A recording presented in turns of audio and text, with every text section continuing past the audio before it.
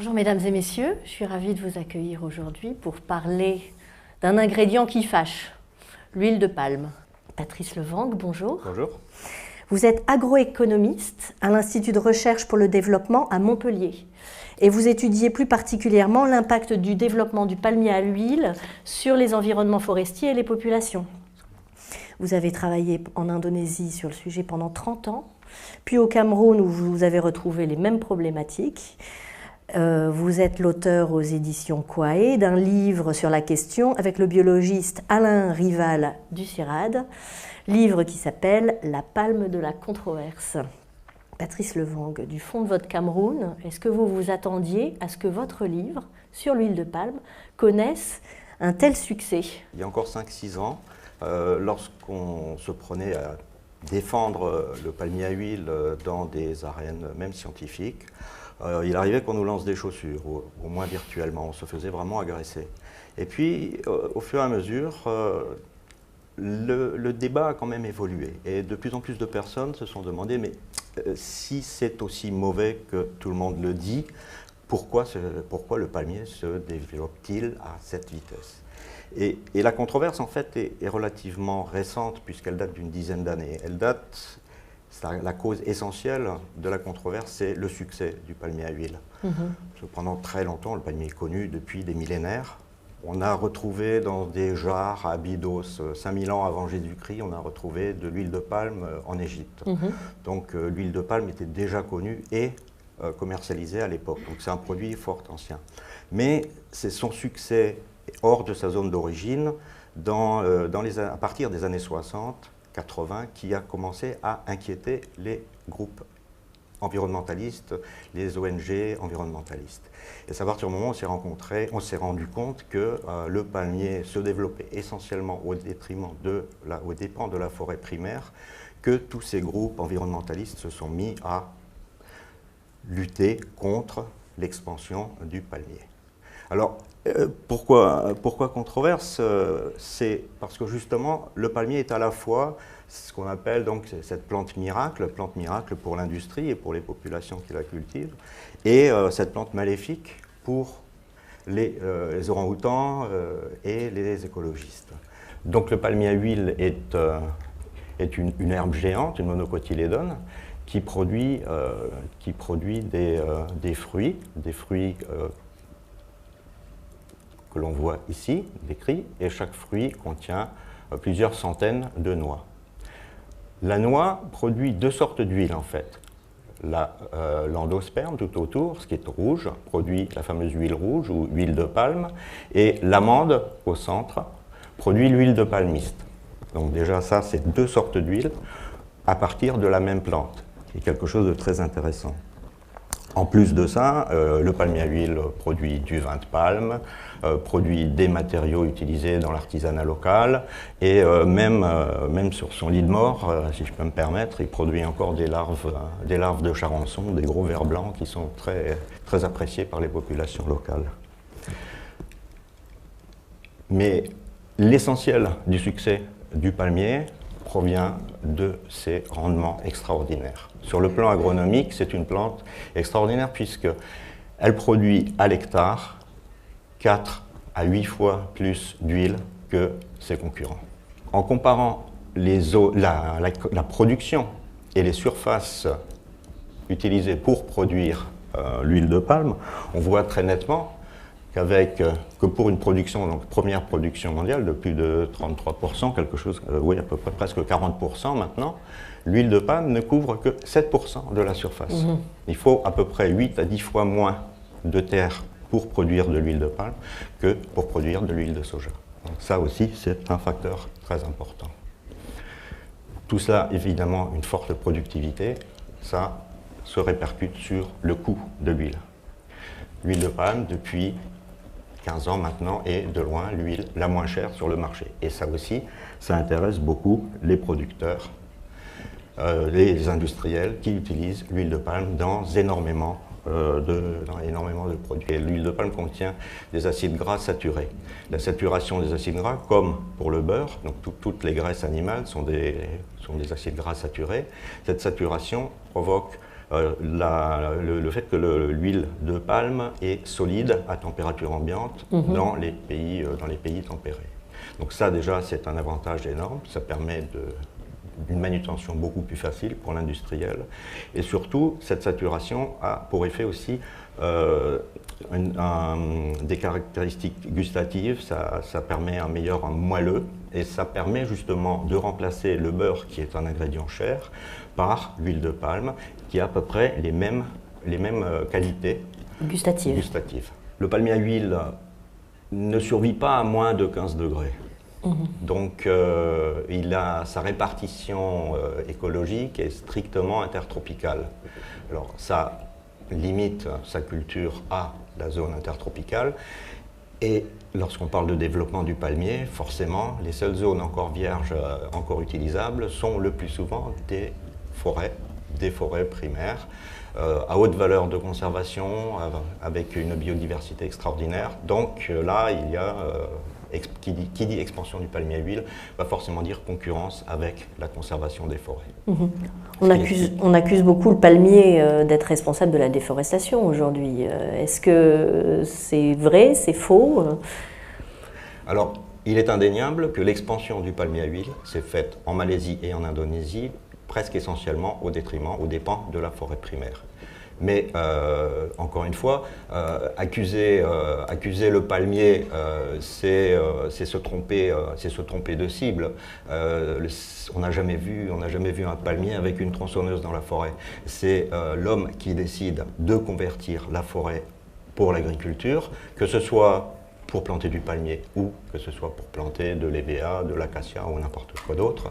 C'est la conversion de la forêt en un usage agricole qui est responsable. La consommation en huile augmente régulièrement, donc s'il faut convertir 8 fois moins de forêt pour planter du palmier que du soja, ça serait une erreur de condamner le palmier. À partir du moment où l'huile de palme atteint des sommets supérieurs à 1000 $ la tonne, il n'y a plus rien qui arrête les investisseurs, même lorsqu'on leur dit que leurs terrains vont partir à la rivière, tant pis, ils en rachèteront d'autres, ils en prendront d'autres. Donc ça, c'est un gros problème. Voilà. Mais encore une fois, notre propos, Alain et moi, c'est qu'il ne faut pas se tromper de cible. Ce n'est pas le palmier qui est responsable. Il n'est ni responsable de la déforestation, il n'est ni responsable, en tant que plante, responsable de l'asservissement des ouvriers, de l'exploitation de l'homme par l'homme, comme on dit en Indonésie. Alors l'huile de palme est, comme on l'a vu, essentiellement produite au sud et consommée au sud.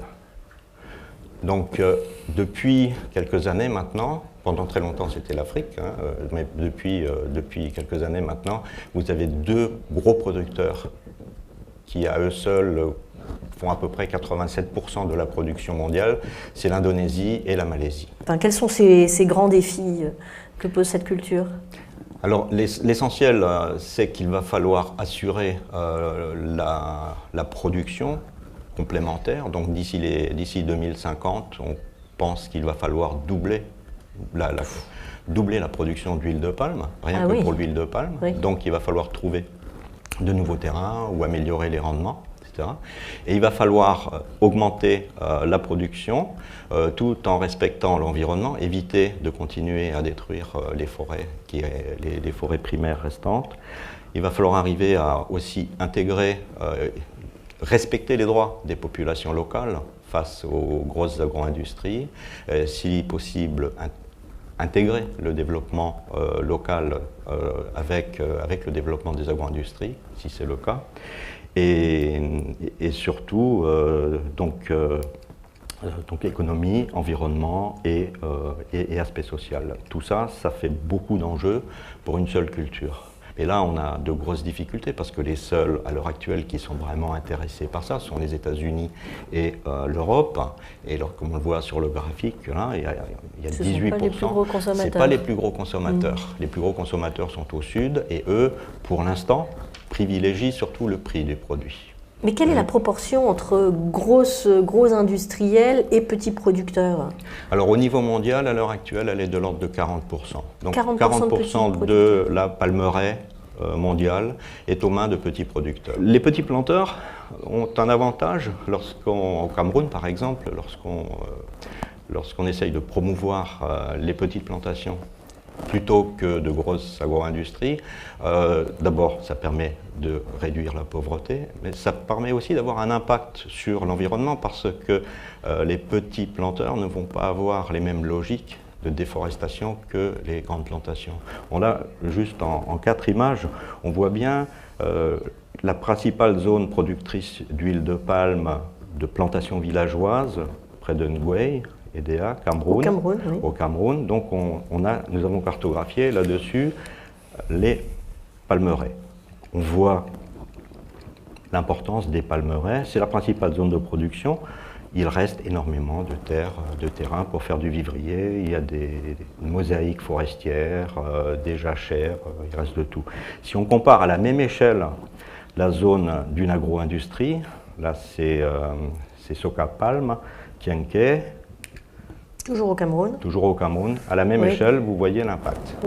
Et quand on regarde de plus près qu'est-ce qu'il est advenu des surfaces déforestées en Indonésie, par exemple, là aussi les chiffres sont très parlants. Sur ces 15 dernières années, sur 21 millions d'hectares de forêts primaires qui ont disparu, il n'y a que 3 millions d'hectares de palmeraies qui ont été créés. Quelles sont les solutions qui sont en place et qui peuvent être développées? Les terrains existent.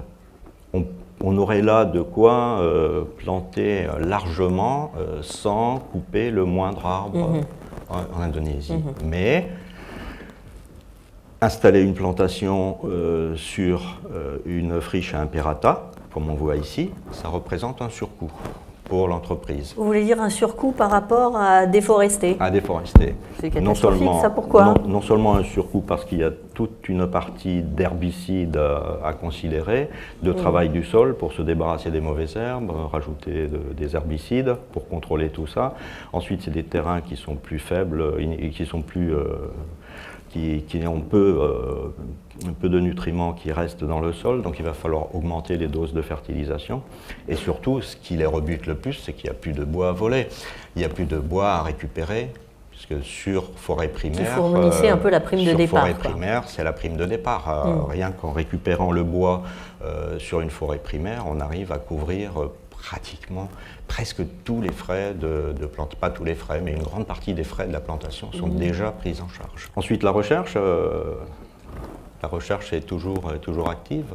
On est arrivé à mettre au point des espèces résistantes aux différentes maladies sur le palmier. Il y en a encore le blast en Amérique latine qui est encore difficile à corriger, mais la fusariose en Côte d'Ivoire a pratiquement disparu suite grâce aux travaux du CIRAD en l'occurrence, qui est arrivé à mettre en place, à développer des semences résistantes à la fusariose. Donc tout ça c'est possible. Est-ce qu'il y a un travail sur les rendements? Et les rendements, sur ces 10 dernières années, sur ces 20 dernières années, les rendements sont en croissance permanente. Grâce à de la sélection, grâce à de la sélection, à des croisements. Donc on utilise toutes sortes de croisements, des croisements avec l'espèce africaine, et entre l'espèce africaine et l'espèce américaine. Ça donne des résultats intéressants aussi. Donc à l'heure actuelle, les meilleurs rendements, c'est de l'ordre de 4 tonnes d'huile en moyenne, 4 tonnes d'huile par hectare. On arrive sur certaines stations à avoir des moyennes de 6 et dans les meilleures conditions, on est arrivé jusqu'à 8 ou voire 12 tonnes d'huile par hectare. Bon, ça c'est dans des pots sur de petites surfaces, mais c'est tout à fait possible. Bon, qui dit rendement de cet ordre-là, dit fertilisation massive. Ça va de soi, on n'a rien sans rien. Donc on ne l'obtient pas uniquement par la sélection d'arbres? D'une manière générale, les variétés sélectionnées à haut rendement sont des variétés à haut rendement parce que ce sont des variétés qui répondent bien à la fertilisation. Ah, d'accord. C'est un principe agronomique de base que beaucoup de paysans en Afrique ont du mal à intégrer. Donc à partir du moment où ils ont payé 3, 4, 5 fois plus cher un plant sélectionné, ils s'imaginent qu'en le plantant, il va produire 4 à 5 fois plus. Et ils ont oublié qu'il fallait mettre aussi 4 à 5 fois plus d'engrais. Et enfin, Une des initiatives sur laquelle on compte beaucoup, c'est l'initiative RSPO, Roundtable for Sustainable Palm Oil Production. Donc c'est une table ronde qui a été mise en place, une initiative qui a été mise en place par le business, travaillant avec WWF au départ, et ils ont mis en place, donc ils se sont créés en 2004, c'est relativement récent, et c'était surtout pour arriver à lutter contre toutes les critiques des ONG et autres contre l'huile de palme, parce qu'à l'époque, je dis, si on se met à boycotter l'huile de palme, toute notre industrie va aller à volo, donc ils se sont battus, ils ont dit, bon, prenons les choses en main, que faire pour produire de manière durable. Donc ils ont mis en place toute une série de critères, de principes et de critères de bonne gestion de l'huile de palme. Quel type de critères? Alors il y a toutes sortes de critères, à la fois, donc là je vous ai surtout retenu les critères les plus importants, c'est des critères sociaux et des critères environnementaux. Il y a aussi des critères d'ordre économique, donc de rentabilité d'eux, mais bon ça, on leur fait confiance et ils vont s'intéresser davantage à leur rentabilité. Mais il y a tout un ensemble de critères sociaux visant donc à éviter, prévenir les conflits fonciers, à préserver la santé, le cadre de vie, etc. Donc vous avez la liste. Et puis des critères environnementaux, donc de plus en plus. Maintenant, ils ont signé une charte comme quoi ils n'allaient plus couper, de se développer sur des forêts primaires. Mais ça représente combien de producteurs qui ont adopté cette charte RSPO? Alors RSPO, les chiffres varient très vite, puisqu'au départ ils étaient quelques dizaines, puis quelques centaines. Maintenant il y a plusieurs centaines de producteurs, et tous les très gros producteurs sont membres de RSPO.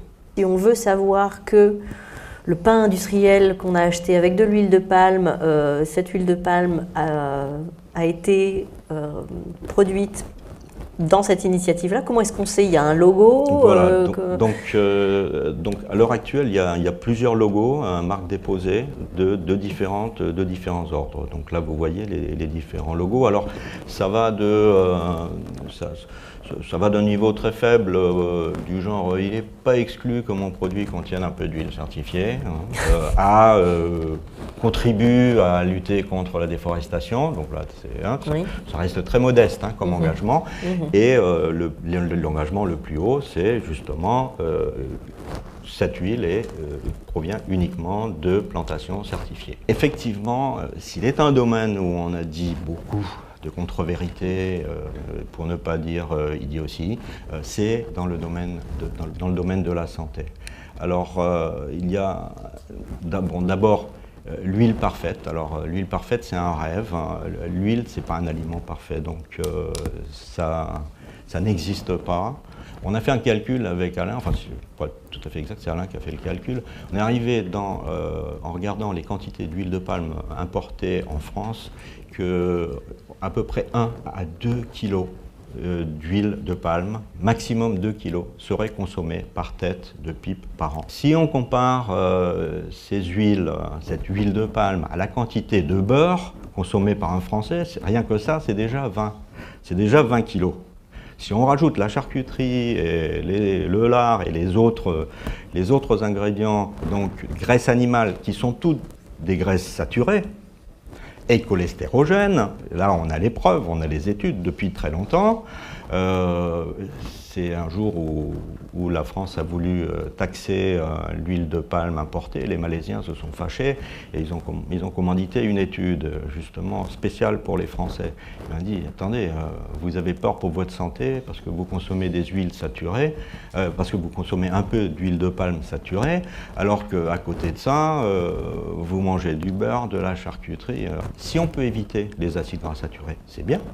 Mais on ne vit pas que même de charcuterie et de beurre.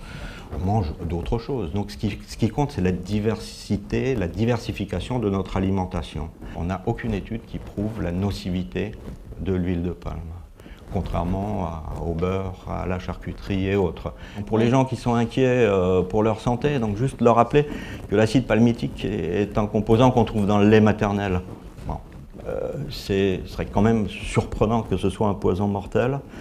Surtout, c'est la molécule qui a permis aux oies bernaches de voler pendant des milliers de kilomètres pendant toute leur migration. C'est ça qui leur donne l'énergie. C'est ce qu'on retrouve dans la bosse du dromadaire pour traverser le désert. C'est moins l'huile de palme qui est responsable que tout le style d'alimentation. Donc oui. Donc le boycott. Le boycott. Qui est à l'origine de toutes ces activités. Alors il y a d'abord des gens honnêtes, des ONG environnementalistes qui sont convaincus de la justesse de leur cause. Il faut sauver la forêt, il faut sauver les orang-outans, donc on fait feu de tout bois. C'est le résultat qui compte, pas les moyens. Ensuite, il y a tous les concurrents de l'huile de palme qui, eux, sont intéressés à casser le marché. Et donc, tout est bon pour dire du mal de l'huile de palme et essayer de faire du tort à l'industrie. Et alors ça met les Malaisiens, les Indonésiens hors d'eux, mais aussi, justement, ce sont des mouvements, des lobbies très puissants. Et on a des lobbies européens, de colza, qui financent des ONG de conservation. Bon, ça n'empêche rien à la valeur, la validité de leur combat, mais ça montre quand même qu'il y aurait des choses à redire là-dessus. Ensuite, le message est tout trait. Le message est tout trait, là. Il y a un message qui a super bien marché, c'est le fameux Twix. Ouais. Vous avez deux doigts, c'est 2 doigts d'orang-outan. C'est moins que ça, c'est 0, quelque chose % d'huile de palme dans un Twix. Donc ça a à peine un quart de poil d'orang-outan dans le Twix, c'est pas les 2 doigts. Mais bon, cela dit, ça fait partie d'un combat qu'on espère valable. Le collègue du CIRAD a fait un petit calcul rapide. Si on voulait remplacer l'huile de palme produite en Indonésie par du beurre localement, il faudrait mettre des herbages avec plein de vaches sur à peu près la moitié du pays. On est loin du résultat. Donc vraiment, remplacer l'huile de palme par d'autres produits, c'est une hérésie. Le plus efficace à l'heure actuelle, ça serait le soja. Bon. Remplacer de l'huile de palme nocive par du soja OGM, pas sûr que ce soit un bon choix. Le résultat, c'est que c'est contre-productif. Si on faisait ça, on se retrouverait avec des conséquences économiques très importantes. D'abord, l'huile de palme, c'est la moins chère du marché, donc il faudrait payer la substitution, le produit de substitution, il faudra le payer plus cher. On court le risque que des industriels justement recours à nouveau à l'hydrogénation, c'est-à-dire donc saturent des huiles qui ne le sont pas. Donc si on remplace pour obtenir la fameuse texture, pour obtenir cette fameuse texture, c'est ce qui s'était fait il y a une trentaine d'années, juste après la guerre là, et donc c'est les fameux trans fatty acides qui eux sont vraiment dangereux pour la santé. Donc ça c'est des conséquences sanitaires très très graves. Autre conséquence sanitaire, si on remplace par d'autres huiles, les huiles insaturées sont des huiles qui résistent nettement moins bien que l'huile de palme à la friture. Alors, si on remplace régulièrement, vous remplacez régulièrement votre huile de friture, il n'y a pas de problème. Par contre, dans un pays pauvre où on n'a pas les moyens de remplacer l'huile de friture régulièrement, on peut réutiliser de l'huile de palme beaucoup, sans trop de problèmes. Si on la remplace, on risque d'avoir production d'émanations cancérigènes, etc., de problèmes de santé de cet ordre-là. Et puis surtout, ça a des conséquences sociales, parce que c'est 40 à 50% de petits planteurs dans la filière qui sont sortis de la pauvreté. S'ils n'arrivaient plus à vendre leur huile de palme, ça aurait des conséquences très graves. Donc, et puis finalement, oui, conséquences environnementales. S'il faut 8 à 10 fois plus de terre pour développer du soja pour la même quantité d'huile, vous voyez vous-même. Donc c'est une de ces raisons qui nous avait vraiment poussé à rentrer dans l'arène.